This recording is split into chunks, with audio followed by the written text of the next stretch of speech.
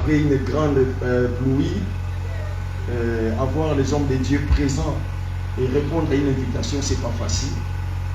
Mais je crois vraiment que vous nous portez dans nos cœurs et nous également, nous vous portons dans nos cœurs. Et révérend ministre de Dieu, serviteur, servant de Dieu, je commencerai d'abord par vous adresser nos salutations fraternelles.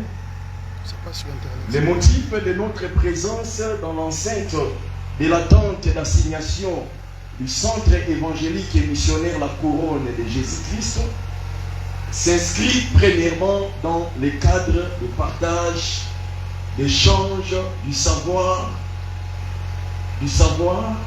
entre nous, ministres de Dieu, une nécessité, voire recommandation, nous permettant de donner à notre contenant du contenu.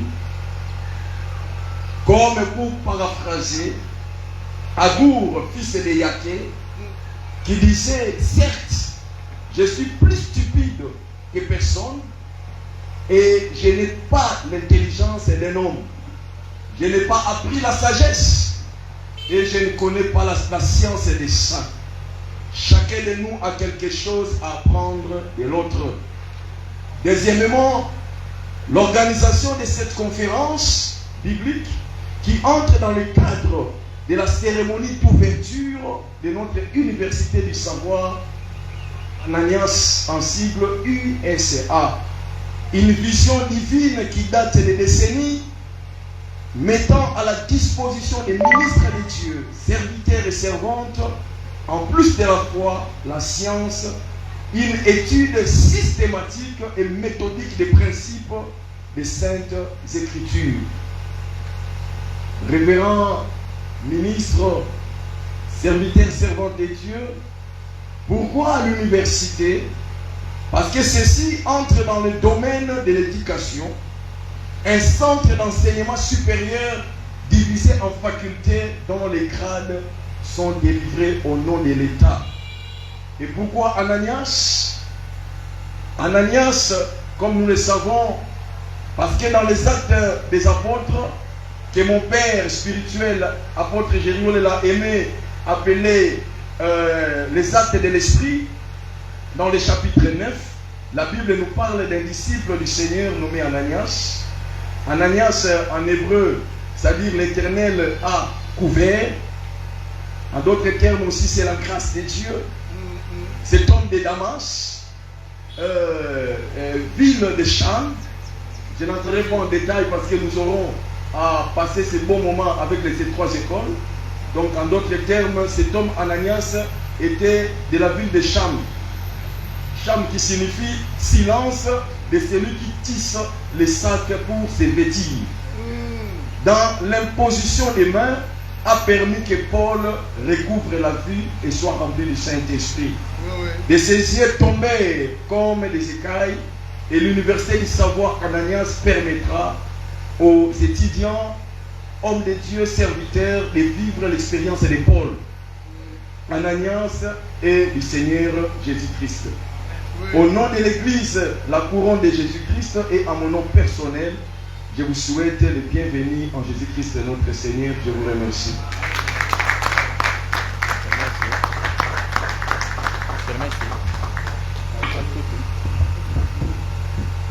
Alléluia. On sent que les docteurs commencent déjà à sortir certaines choses. Hein? C'est déjà une introduction. Avant l'introduction. Amen. Amen. Justement, ça, c'est ça qui fait que ça nous met justement dans cette envie d'être dans cette atmosphère justement de révélation. Amen. C'est vraiment un grand frère, un mentor pour moi. Que Dieu le bénisse vraiment abondamment. Pouvons-nous acclamer Jésus-Christ vraiment?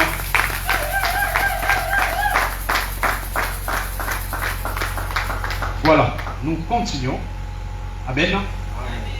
Il faudrait que nous puissions nous sentir bien-aimés, libres, disposés. Amen. Là où est la présence de Dieu, il a la liberté de tous. Amen. Il nous a délivrés, libérés pour que nous puissions nous mettre en mouvement pour lui. Amen. Et ne pas regarder la personne qui est à côté de toi. J'ai toujours tendance à dire à mon épouse, j'irai au ciel seul. Très bien. J'irai au ciel seul. Je ne sais pas t'emmener avec moi. Sur la terre, je peux t'emmener partout où je peux aller. Mais là, j'irai au ciel seul. Amen. De la même manière que je suis venu comme un missionnaire, toi aussi tu es venu comme un missionnaire. Donc à chacun son travail, à chacun justement de produire ses efforts. Amen. Voilà, nous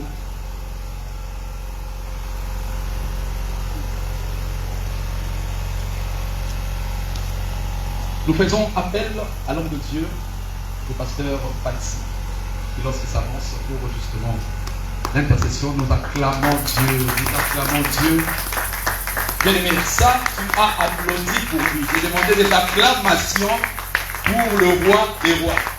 Ça, vous pouvez on peut profiter d'un roi pour dire la parole. Amen. On n'a pas beaucoup de temps. Je crois que nous allons courber nos têtes. Nous allons prier.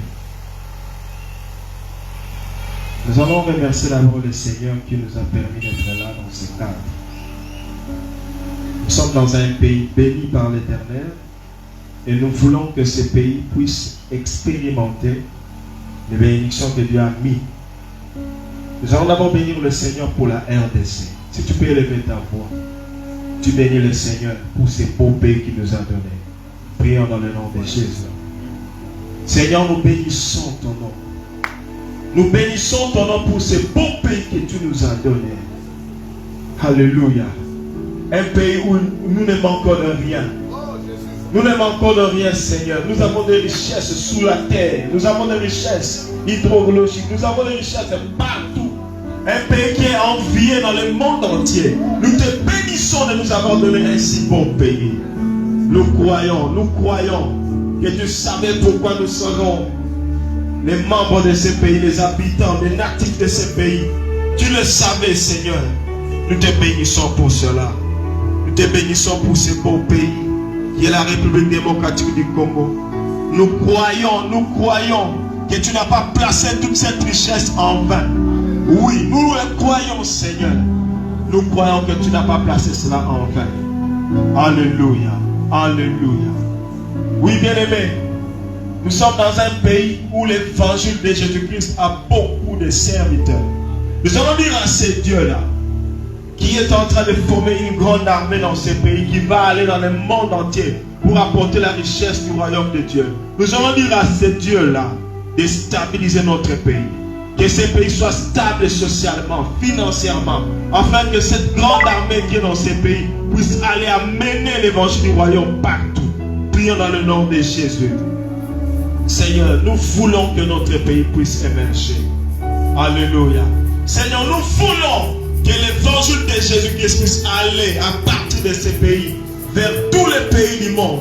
Nous devons être stables socialement, nous devons être stables économiquement. Nous voulons, Père éternel, que ce pays puisse aller de l'avant.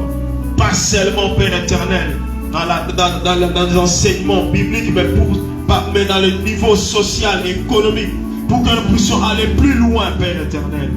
Pour que nous soyons reconnus. Nous voulons que, Père éternel, que l'économie de ce pays devienne stable. Nous voulons, Père éternel, que nous soyons reconnus non plus comme un pays pauvre, mais un pays émergent, un pays riche. Pas théoriquement, pas dans les potentiels, mais dans la réalité. Oui, Seigneur, dans la réalité. Au nom puissant de Jésus-Christ. Nous allons prier pour les autorités que le Seigneur a placées dans ces pays. Nous voulons que la politique de ces pays soit influencée par le Seigneur.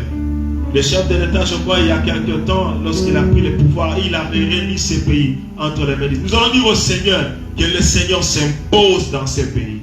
Que tous les plans des occultistes et des satanistes échouent, mais que les plans du Seigneur s'imposent. Prions dans le nom de Jésus de Nazareth. Seigneur, nous voulons que ton plan s'impose. Que les sorciers, les satanistes qui ne veulent pas que ce pays puisse décoller échouent dans leur manœuvre. Oui, Père éternel, nous voulons qu'ils échouent. Nous voulons qu'ils échouent, Seigneur éternel. Nous voulons que ton plan s'impose.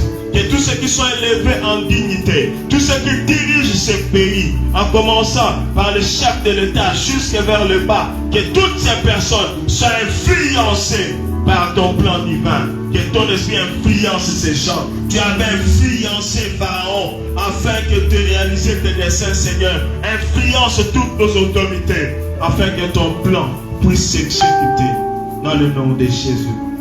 Avant de finir, nous allons demander à notre Dieu que la paix règne dans ce pays. Nous voyons les efforts qui sont engagés pour que la paix revienne dans notre pays. Mais nous avons le prince de paix, Jésus-Christ, qui peut s'imposer d'une manière ou d'une autre, qu'il impose sa paix dans notre pays. Prions dans le nom de Jésus. Seigneur, nous croyons que tu n'es pas le prince de paix en vain. Viens imposer ta paix. Viens l'imposer, Seigneur.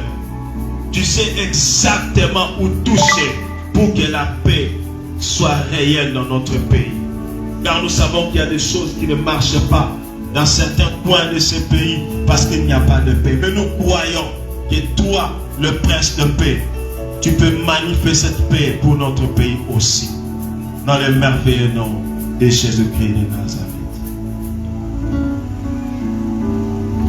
Nos acclamations, nos acclamations. Amen. Nous pouvons prendre place.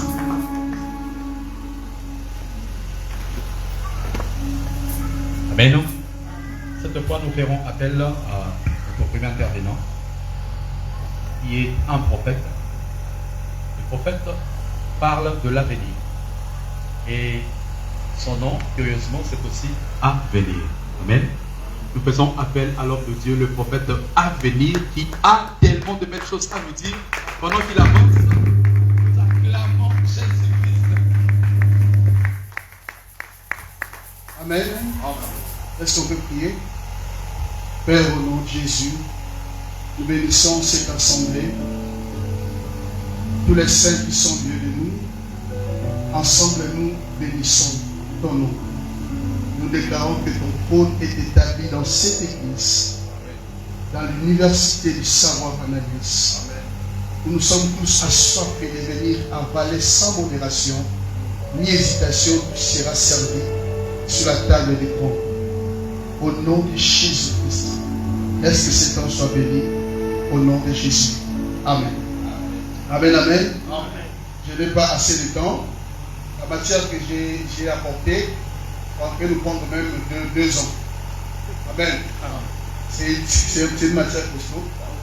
Alors, par rapport au temps, nous allons parler d'une manière à vous faire comprendre ce que nous voulons dire. Je dis merci à toute l'église et merci à l'homme de Dieu, le docteur, mon professeur. J'ai même peur de parler devant lui parce que c'est terrible de parler devant son professeur. Amen, amen. Voilà, nous allons parler sur un thème que lui va plus s'extensifier. Moi, je vais parler sur ce thème-là, un sous-thème qui s'intitule la place publique. C'est quoi la place publique? Nous allons ensemble découvrir ce que signifie la place publique par rapport à la prophétie biblique. Amen. Parce que nous parlons au nom de l'université.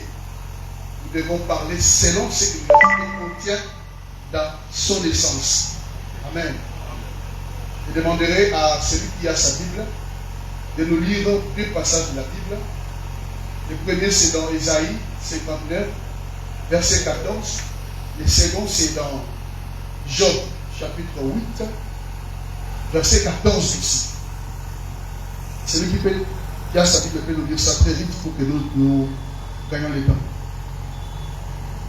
On commence par Ésaïe 59, chapitre 14. Il a trouvé Péli.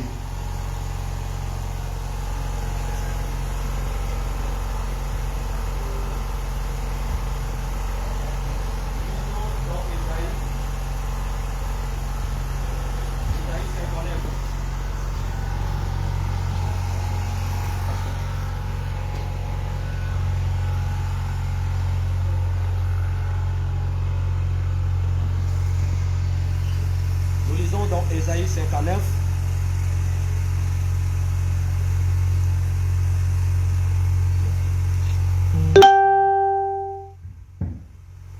Nous lisons dans Ésaïe chapitre 59, verset 14. Nous lisons au nom de Jésus. Amen.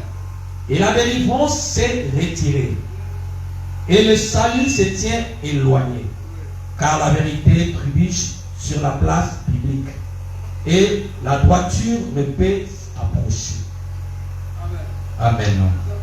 Voici ce que déclare Job 14, 8, 14.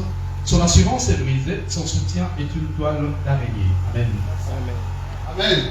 On a gloire pour la parole de Dieu, on se rassoit avec aisance. Amen. Esaïe nous parle de la délivrance qui n'est plus là. Dans la version Louis II, il est dit que le salut, parce que le salut c'est aussi la délivrance. Amen, amen. Que le salut n'est plus là. Et il ajoute la cause qui fait que le salut ne soit plus là, c'est parce que la vérité trébuche sur la place publique. Amen. Mais c'est quoi la place publique? C'est quoi la vérité qui est en train de trébucher sur la place publique? Pendant 20 minutes, nous allons découvrir qu'est-ce que la place publique, qu'est-ce que la vérité. Job, un grand prophète de l'Ancienne Alliance, un contemporain d'Abraham, parce que vous savez, lorsque Dieu était en train de traiter alliance avec Abraham, il était aussi en train d'être en relation avec Job. Quand Dieu parlait avec Moïse, il parlait aussi avec Balaam. Amen. Nous n'avons pas le monopole de l'alliance avec Dieu. Dieu peut commencer à parler avec toi, mais aussi à quelqu'un d'autre à côté où Dieu est aussi en train de parler avec lui. Amen. Amen. Alors Job, dans sa vision prophétique, Job est un fils d'Orion. Et pour votre information, tous les fils d'Orion sont des astrologues ou des astronomes. Ce sont des gens qui sont habitués à lire la Bible stellaire. Parce que Dieu a commencé d'abord par écrire sa parole dans le ciel. Le ciel contient la parole de Dieu. Le ciel c'est l'homme. La terre c'est la femme. Amen. Et la sémence ou la pluie doit venir du ciel pour qu'elle féconde la terre. Mais avant que la pluie vienne du ciel, il faut que la terre fasse remonter la rosée. C'est quoi la rosée de la terre? C'est la période de bonne d'une femme pour recevoir la sémence. Dites Amen. Amen. Amen, amen. Amen. Alors, Job, étant astrologue, était en train de voir beaucoup de choses. Dieu va faire passer sa vie dans beaucoup de souffrances. Vous connaissez tout ça. Mais à la fin, quand Dieu vient pour discuter avec Job, Dieu commence à parler avec Job par rapport à la connaissance des constellations. Il commence à lui exposer les signes du zodiaque. Il lui parle des Pléiades. Il lui parle de l'ours avec ses petits. Il touche l'Orion. Dans la géophysique, la galaxie d'Orion, c'est la galaxie qui contient 3 groupes de constellations. Et dans la civilisation égyptienne, Imhotep, qui était le premier ingénieur constructeur des pharaons, a conçu les 3 pyramides sur la plaine de Gizeh en rapport avec la constellation ou la galaxie d'Orion. C'est une ceinture stellaire. Amen, amen. Cette galaxie précède les 12 chambres du zodiaque. Mais nous avons au ciel 13 chambres du zodiaque. Et la 13e chambre, c'est la chambre du serpentaire. Beaucoup de gens qui ont eu à parler sur ces choses, les docteurs l'ont nous expliqué, des courants des différentes écoles que nous connaissons de la Bible, ils ont dit que la chambre du serpentaire, c'est la chambre de Dina, qui est la fille de Jacob. Parce que Jacob avait eu 13 enfants. Donc 12 fils et une fille. Et Jacob est complet quand ils sont tous 13. Si on enlève l'un des 13, Jacob perd sa force prophétique. Amen, amen. Et quand on a retranché Joseph, ils sont restés au nombre de 12. On n'a pas compté Dina. Jacob avait perdu son excès prophétique. Il ne pouvait plus voir et aller plus loin. Et il a déclaré que je suivrai mon fils dans le séjour de mort avec les deuils. Parce que le deuil est la chose qui détruit les prophétiques. Le deuil ne peut pas dire au prophète de voir. Ça empêche les prophètes de voir. Amen, amen. Et c'est pourquoi je déclare à l'église ici, il n'y aura pas de deuil. Pour que les prophétiques soient clairs. Amen, amen. Amen, amen. Mais par contre, Joseph, qui est la 12e gerbe, devait disparaître pour aller pousser en Égypte. Amen, amen. Amen. Il doit pousser en Égypte pour empêcher la famille de cette année. Okay. Et cette gerbe dans la nouvelle alliance, c'est l'apôtre Paul qui doit disparaître de Jérusalem pour aller apparaître parmi les nations et nous servir les blés. Amen, amen. Amen. Et Job, dans ce qu'il est en train de voir, il voit dans son chapitre 8, verset 14, il voit des personnes, des peuples, des nations qui abandonnent la voie du salut. Mais il dit, à la fin, il dit que tous ceux qui abandonnent l'Éternel, leur espérance sera comme la toile d'araignée. Dans la version King James de la Bible, autre information, King James était un homosexuel, un roi d'Angleterre. C'est lui qui a financé pour qu'on traduise la Bible en anglais. Et c'est parmi les meilleures versions de la Bible anglaise. Amen. Il est dit ceci: Those who quit the Lord, they will be found out in the spider's web. Le mot web, c'est ce qui signifie en français toile. Et la place publique est dirigée ou bien est encadrée par le web. Mais c'est quoi le web? Le web, c'est la chose qui permet à un réseau de vivre. Et ce réseau ne vient pas de l'homme, mais c'est un réseau qui a été conçu et monté à dessein par les anges déchus. Lorsque Satan, le chérubin protecteur, Lucifero, a été précipité, il arrive au ciel terrestre. Parce qu'il y a un ciel qu'on appelle ciel terrestre. C'est notre ciel ici. Quand il arrive là, il fait la réunion de tous les anges déchus. Satan n'est pas le plus puissant de tous les anges déchus. Il y a un ange qui est plus puissant que lui. Il s'appelle Abaddon, il s'appelle Apollyon. Parce que pendant 1000 ans, il sera incarcéré dans les abîmes sous la surveillance d'Apollyon lors du millénium. Amen. Amen, amen. Amen. Quand ils sont arrivés là, ils ont tenu une réunion.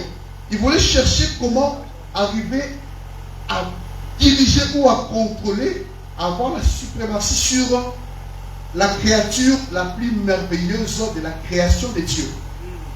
Et cette créature, c'est l'homme. Parce que lorsqu'on touche l'homme, on touche Dieu de Dieu. Parce que l'homme porte l'identité de Dieu, l'homme porte la gloire de Dieu, et l'homme porte l'image de Dieu. Amen, amen. Et ils se sont arrangés pour savoir comment contrôler l'homme.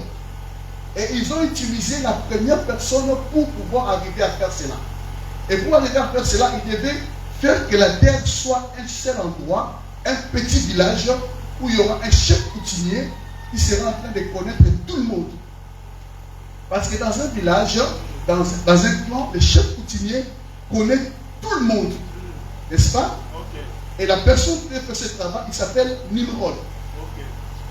Lui second, un grand docteur de la parole, de la Bible, il a dit que lui second est, plutôt Nimrod est vaillant chasseur devant l'Éternel. Mais dans le Talmud babylonien, il est dit que lui second, il est chasseur de Dieu. Donc, qui sont ces dieux que lui second est en train de vouloir chasser? Le terme chasseur d'image et chasseur de Dieu, c'est la même chose. Lui second n'était pas en train de faire la chasse aux dieux, il était en train de faire la recherche des dieux pour être en contact avec les dieux. Amen. Et c'est là qu'il va convaincre tous les architectes de l'époque, les grands constructeurs, et il les amène sur la plaine de Shinéar. Arrivé à Shinéar, ils vont commencer à construire une tour, ce qu'on appelle la tour de Babel. Dans la Bible, il n'y a pas qu'une seule tour. Il y a 3 tours. Il y a la tour de Babel, la tour de Siloé et la chambre haute. Ce sont des tours. Ils ont commencé à construire. Dieu arrive, il regarde. Qu'est-ce que Dieu a constaté? Que pour la tour de Babel, ces gens avaient la foi de construire la tour. Et la foi venait de leur langage. S'il y a une chose que Dieu ne peut pas détruire, contenir, combattre et vaincre, c'est la foi. Amen, amen. Dieu a compris que s'il ne peut pas toucher leur foi, mais pour déranger leur foi, je dois toucher leur langage. Et il arrive, il dérange leur langage. Il y a une confusion, il ne pouvait plus le faire. Nimrod voulait faire entrer de façon officielle sur la terre les anges déchus. Parce que Psaume dit ceci, les cieux appartiennent à l'Éternel, mais la terre il a remis au Fils de l'homme. La terre nous appartient à nous. Amen, amen. Et le diable ne peut avoir possession de la terre que si lui donne cette possession. Et Nimrod n'a pas pu le faire. Dans le monde du cinéma, à Hollywood, il y a un film qu'on appelle Avengers. Vous connaissez, n'est-ce pas? Le premier épisode nous parle, on peut voir qu'il y avait 7 super-héros qui étaient à New York. Il y avait une maison qui était plus haute que toutes les maisons de New York. Et au-dessus, il y avait un scientifique qui faisait ouvrir les boyaux célestes pour faire introduire une armée pour attaquer la terre. Et les 5 super-héros sont là pour défendre la terre contre ces gens-là. Et les 5 super-héros représentent les 5 ministères. Nous avons le travail de défendre la terre contre l'évasion des démons. Amen, amen. Amen, amen. Et quand ils ont fait ce film, les studios Marvel ne font pas des choses au hasard. Ce sont des gens qui sont d'abord initiés. Ils ont le contact avec le monde des esprits. Imaginez-vous que ce que nous sommes aujourd'hui, ou ce qu'on est là, il y a aussi un autre monde qui nous ressemble. Nous vivons dans des mondes parallèles. Les mondes spirituels et les mondes physiques sont parallèles. Mais les spirituels influencent les physiques. Pour être fort dans les physiques, il faut être fort dans les spirituels. Amen, amen. Je vais vite. Ils ont empêché ces gens-là de ne pas détruire la terre. Mais quand Nimrod a échoué, les anges déchus ont cherché par plusieurs moyens. Ils sont descendus, ils ont eu des relations avec des femmes que vous connaissez. Ils n'ont pas pu arriver à faire ça. Mais quand est-ce qu'ils ont pu arriver à faire ça? Après leur étude, ils ont compris qu'ils doivent créer un réseau que Esaïe a vu et qu'il a appelé la place publique. Et ce réseau s'appelle l'Internet. Tout le monde est sur Internet. Quand tu dis que mes enfants ne sont pas sur Internet, mais quand tu prends la photo de ton bébé, tu dis, il peut se joindre à moi et dire, j'ai un anniversaire à mon fils, tu as pris sa photo, tu as mis sur Internet, ton fils est sur Internet. Amen, amen. Quand tu prends tes photos, tu mets sur ton statut WhatsApp. Après 24 heures, ça disparaît. Est-ce qu'on vous les rembourse par WhatsApp? Ou bien ils gardent pour vous? Et ça va où? Il a dit Amen. Ça part où? Et il a compris qu'avec l'Internet, je peux réunir tout le monde. Il a commencé son travail. Qui était le premier à concevoir, à commencer le travail sur Internet? C'est une institution américaine qu'on appelle IBM. IBM a commencé à travailler sur le premier ordinateur qu'on appelle le Macintosh. Et qui a conçu le Macintosh? Il s'appelle Steve Paul Jobs. Un Américain, un intellectuel. Et c'est lui qui avait engagé Bill Gates dans IBM. Après un moment, Bill Gates a été engagé à cause de son invention. Ce qu'on appelle la souris. Que nous utilisons pour l'ordinateur. C'est Bill Gates qui avait inventé cela. Il a été engagé chez IBM. Après un certain temps, il a racheté beaucoup des actions de IBM. Et IBM va tomber en faillite. Et lui, il va créer Google. Je vous pose une question pour aller très vite. Sur la Terre, nous avions beaucoup de types de téléphones, de marques de téléphones. Nous avions BlackBerry. À l'époque, si tu avais un BlackBerry, tu n'es pas la montre. Nous avions Siemens, nous avions Nokia, Sony Ericsson. Tous ces téléphones, où sont-ils partis? Qui a l'information sur la faillite de BlackBerry qui dévisse? Qui a l'information sur la faillite de Nokia qui me disent. Où est parti Nokia? Où est parti BlackBerry? On ne nous a pas informé que BlackBerry a eu un problème de financement. On ne nous a rien dit. Mais c'est parti. Et chaque élément de téléphone avait son système d'opération. C'est ce qu'on appelle en anglais operating system. Mais actuellement, sur la Terre, nous n'avons que deux systèmes d'exploitation des téléphones. On a les iOS et Android. Ce qui m'intéresse plus, c'est Android. Mais qui est Android? Android, ce n'est que la représentation informatique du démon astral, qu'on appelle en anglais Halloween. Quand tu dis à ton correspondant allô, allô signifie connecte-moi à toi. Maintenant, entre toi et celui que tu appelles, il faut qu'il y ait un support qui vous mette ensemble. Ce support qu'on appelle les réseaux. Mais qui gère les réseaux? Nous avons les routers, nous avons les MSI, les BTS sont les antennes qui nous donnent la connexion. Mais tout cela est géré par un réseau central qui n'est pas sur la terre, mais qui est quelque part. Mais c'est où? Votre information, la terre, dans son centre, elle est creuse. Dans le noyau de la terre, c'est creux.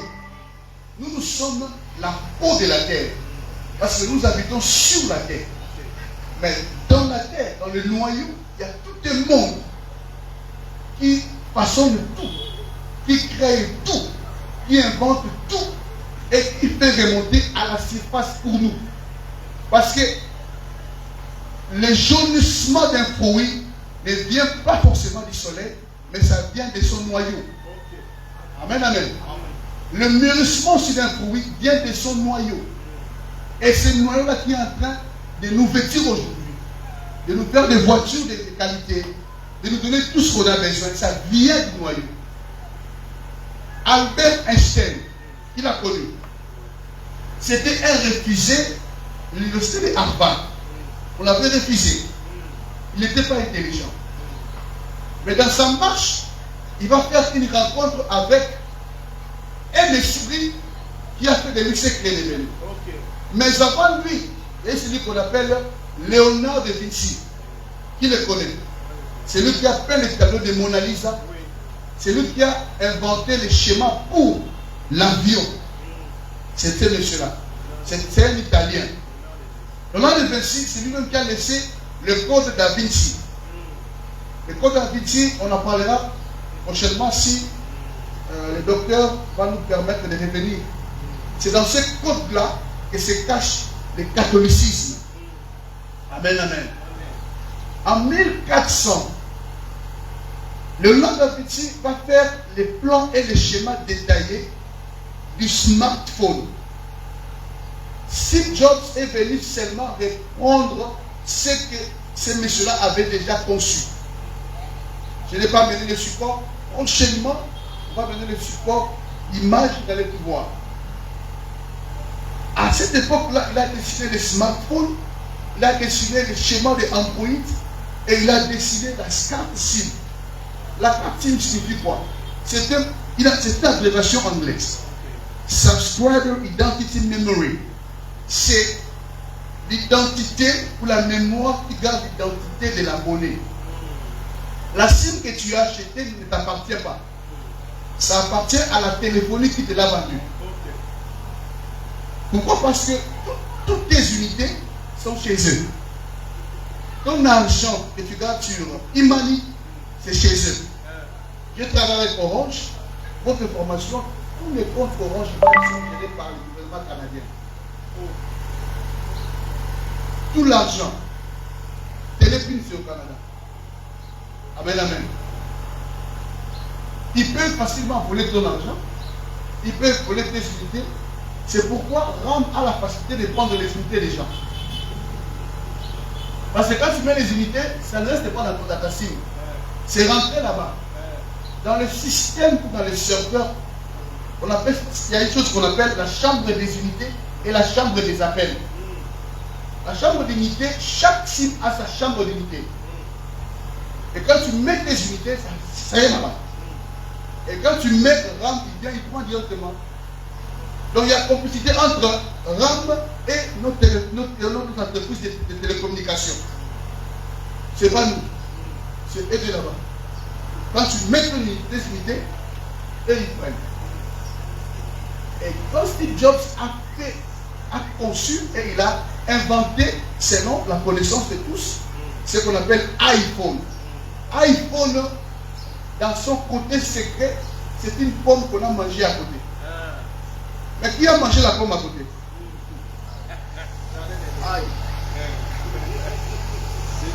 Dans les termes prophétiques, la pomme représente l'âme de l'homme.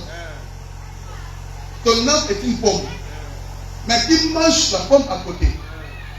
C'est Android, c'est lui qui mange la pomme à côté. Android, le démon astral, a pour objectif de relier le monde astral et le monde sous-marin. Le monde sous-marin est composé des esprits incubes et succubes. Les esprits incubes sont des maris de nuit et des femmes de nuit. Sont les esprits des eaux, qu'on appelle la domination. Lorsque Dieu a dit créer l'homme afin qu'il domine sur un, le ciel, les poissons.